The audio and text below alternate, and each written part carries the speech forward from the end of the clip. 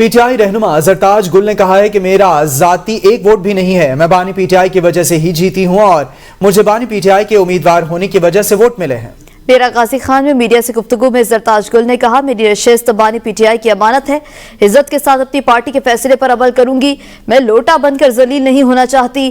Form 45 کو لے کر ہمارے امیدوار متعلقہ فارمز پر اپیل کریں گے، اپنے ووٹ پر پہرا دیا، 65,000 کی لیڈ کو تبدیل نہیں کرنے دیا۔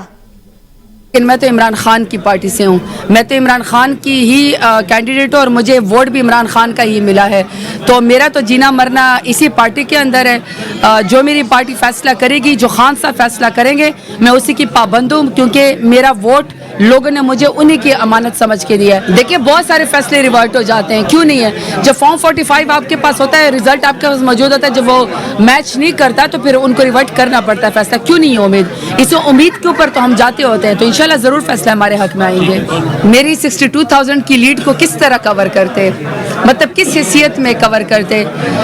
سارے ڈیرہ غازی خان کے آپ جو ہے وہ ویڈیوز نکالیں، ان کے آپ جذبے کو دیکھیں کہ پورا ڈیرہ غازی خان میرے لیے نکل